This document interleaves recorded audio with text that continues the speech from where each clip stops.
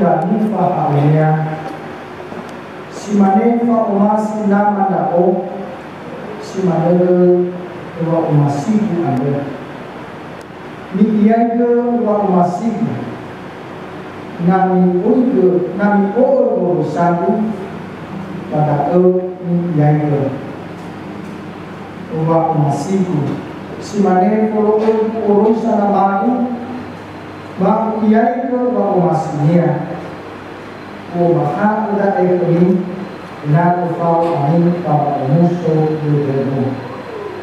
Baiklah muabuah kau musuh dulu.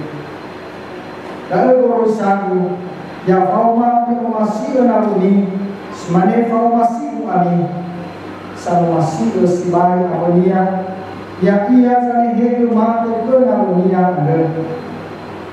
Sino fahu ke kami nami oke hadiah ni orang ke kami le kau ni kami eno saai le ila saai sa eno ni hadiah ni lau zoke ya ia hiza uang sifahu kami berfefu ni romoku moro ke namaku nopo mahaku kami tengah ya amin zamini ya Allah Yao zamini ya amin ufataru amin enalo uya bu amin enalo tegule bu amin alena ile kami ama hadia ni aleni kaminya badaidu la eko rosal kami ya fauma ni komasi inabeni si mana dunia sumudok sumsud de kezuaya ita Yesu Kristo ya Yesu lauda Kristo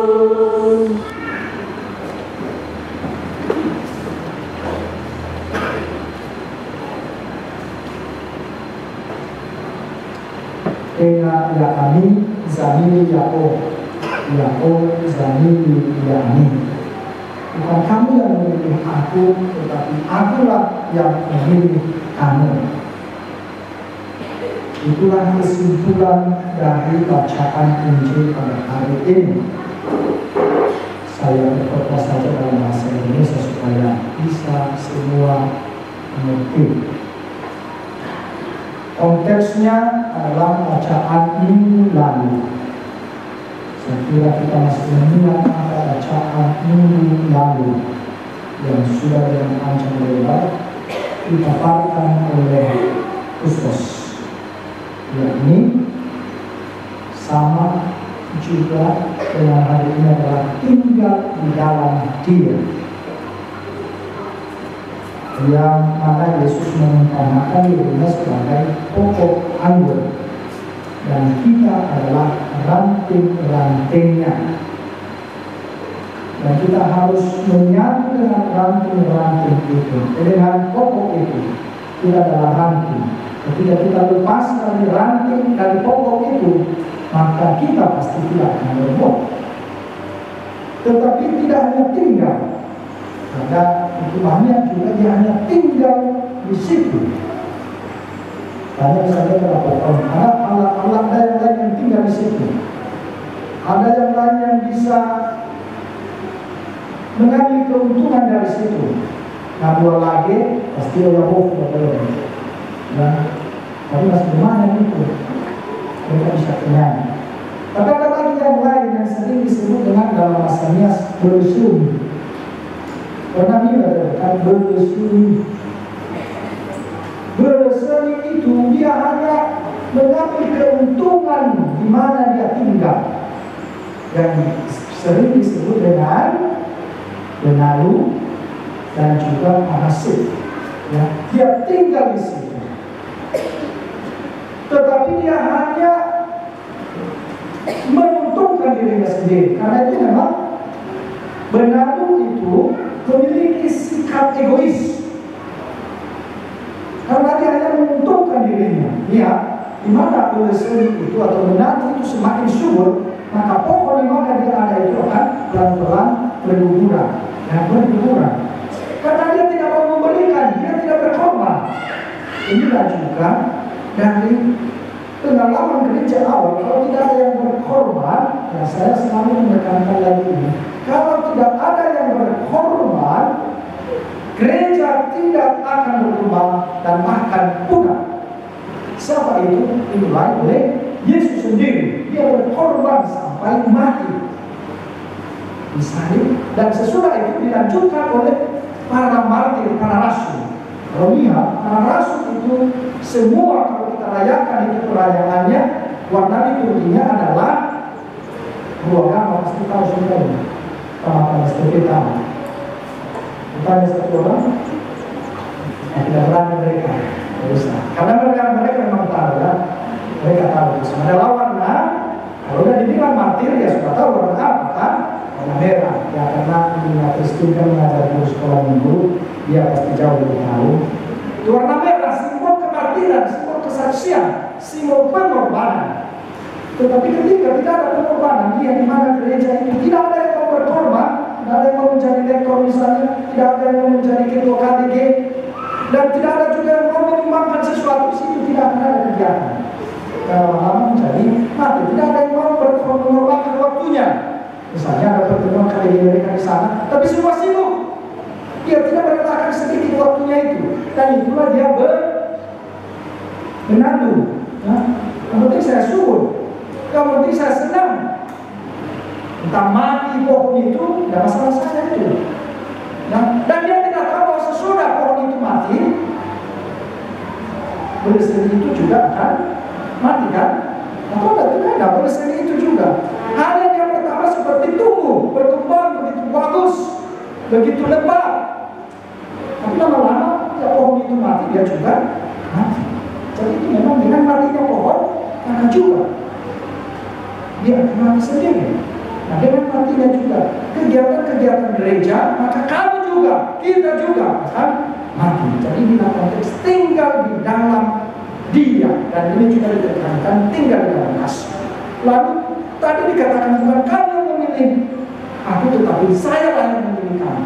Kita dipilih untuk apa? Pertama itu tadi dikatakan dipilih untuk bersukacita, supaya sukacitaku penuh di dalam engkau. Jadi ila qaumi itabarau saudara. Jadi sesulit apapun jalan orang Kristen, baik dalam perjalanan sebagai orang Kristen maupun dalam mencapai tujuan itu, harus bersukacita, harus bergembira. Jadi sesulit apapun di dalam keluarga, harus dibangun wajah yang cerah dan yang ceria. Sukacita akan ada ketika kita melakukan hal-hal yang benar, ketika kita melakukan kebaikan-kebaikan. Dan itu tadi yang dikatakan oleh Tuhan, kalau kamu melaksanakan perintahku,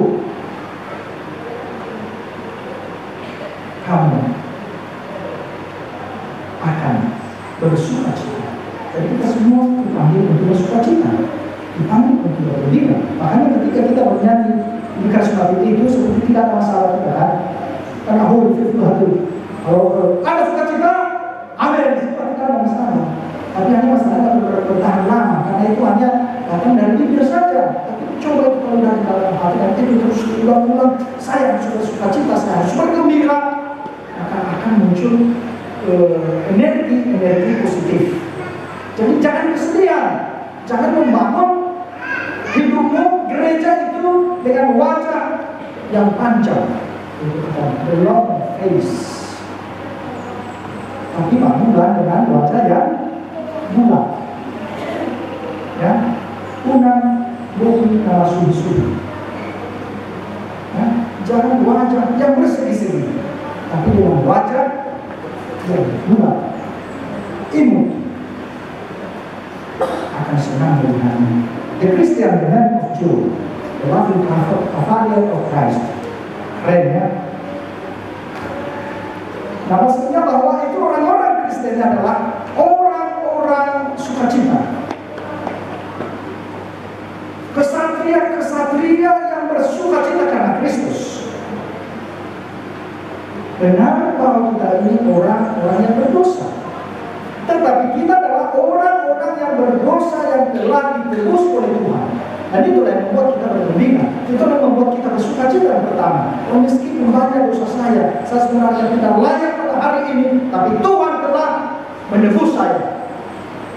Maka saya bersuka cita, saya bergembira, saya layak di hadapannya, saya menerima kemudi, saya menerima Dia yang datang kepada saya. Tubuh Kristus. Amin. Lulus semangat kami tubuh Kristus. Amin. Gembira, ada sukacita. Itu yang pertama. Yang kedua adalah kita dipanggil untuk mencintai. Ya? Kita dipanggil untuk mencintai, bukan dipanggil untuk saling membenci.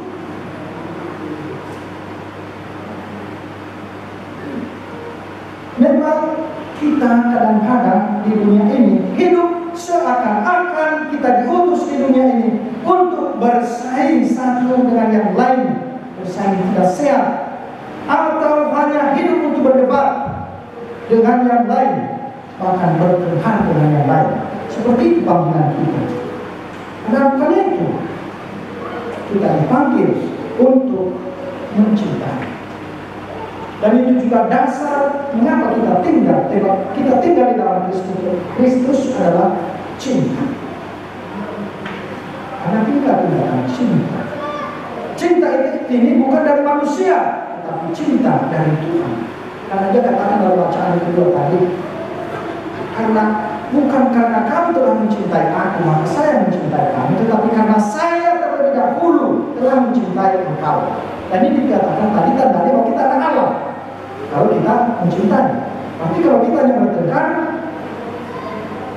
iri, cemburu dan lain sebagainya, berarti kita anak, bukan anak Tuhan, anak yang lain. Maka kita harus berjuang kita menjadi anak Tuhan, dan itu adalah proses dalam kehidupan kita, dalam hidup kita beragama. Dan itulah perjuangan kita. Cinta itu, cinta sekali lagi dalam memberikan, menyerahkan. Itu namanya cinta. Terima kasih. Di situ ada terima kasih, kasih. Kamu berikan. Dan itulah yang dibuat oleh Yesus. Puncak dari cinta itu adalah Yesus menyerahkan nyawanya. Jadi Dia memerintahkan apa yang sudah dibuatnya sendiri. Jadi Dia adalah mencintai kita. Yang kedua tadi, pertama kita dipanggil untuk bersukacita, kedua kita dipanggil untuk mencintai, dan yang ketiga kita dipanggil sebagai sahabatnya. Sahabat, teman. Nah, walaupun bukan lagi hamba, walaupun dalam perjanjian lama hamba itu sebenarnya gelar hamba itu sudah tinggi. Ya. Mengapa? Karena gelar hamba dipakai untuk siapa? Kepada Abraham, yaitu adalah hamba Yahweh, hamba Tuhan. Lalu siapa lagi hamba? Hamba itu adalah Musa, jadi disebut hamba Yahweh. Sesudah itu Yosua, Daud, mereka disebut sebagai hamba Tuhan. Itu sebenarnya adalah sudah gelar yang paling tinggi.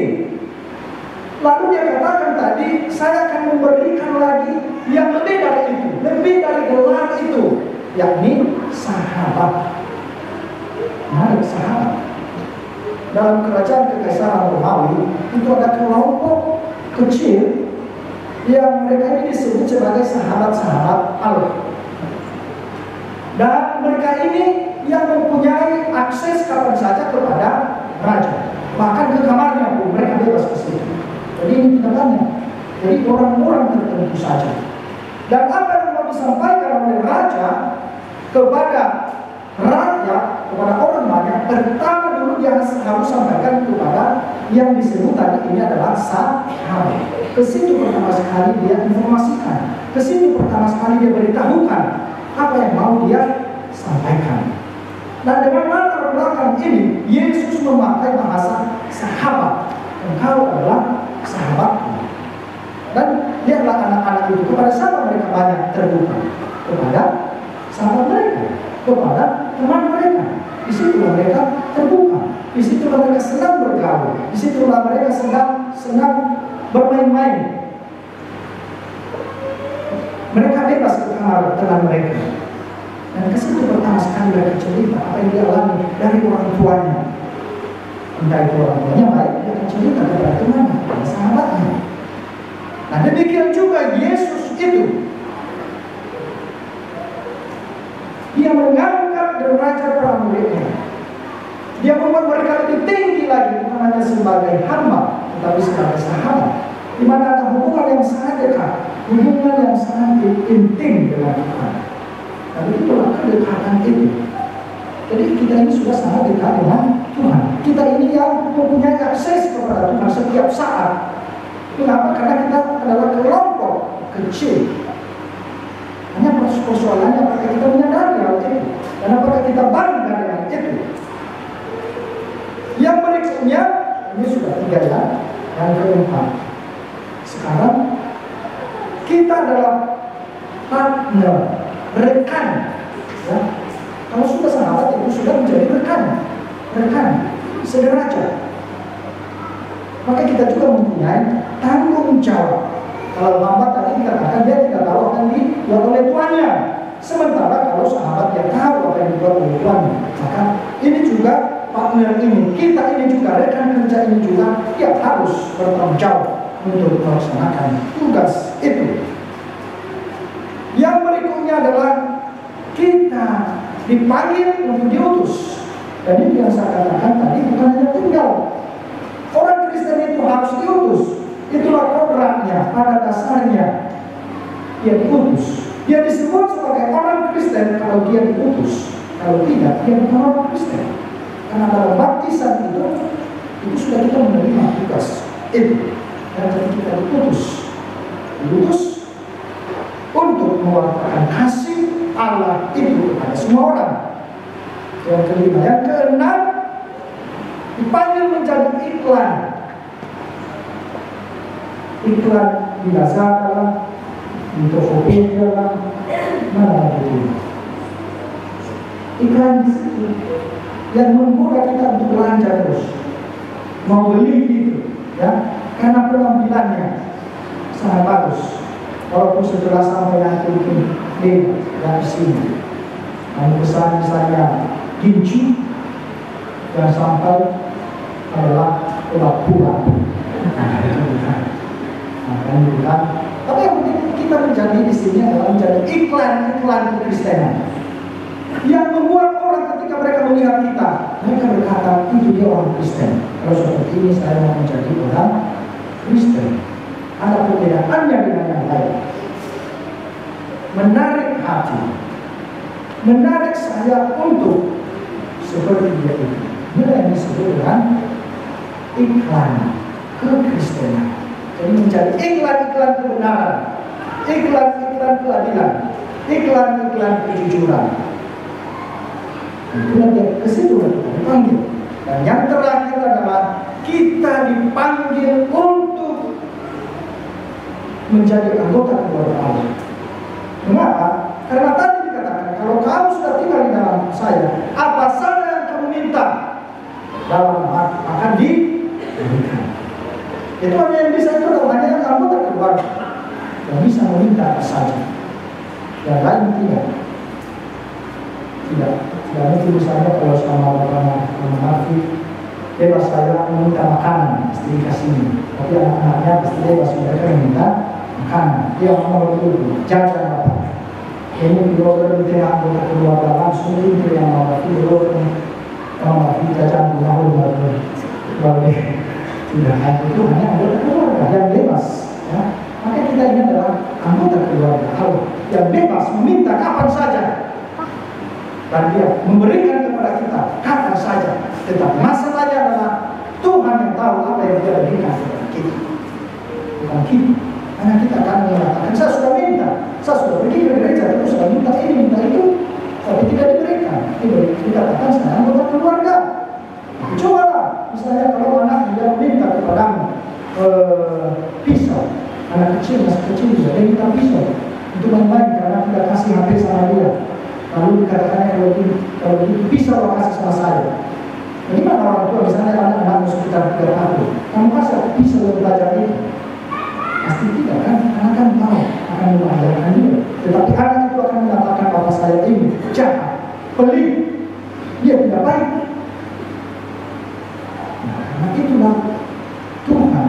Dan kalau kita hanya memohon, kita meminta dalam namanya, dan dia akan memberikan apa yang kita mau, apa yang membuat kita bahagia dalam kehidupan kita, sehingga kita sungguh menjadi anggota keluarga Allah. Mudah-mudahan bisa diingat 7 semua tadi kemana kita dipanggil.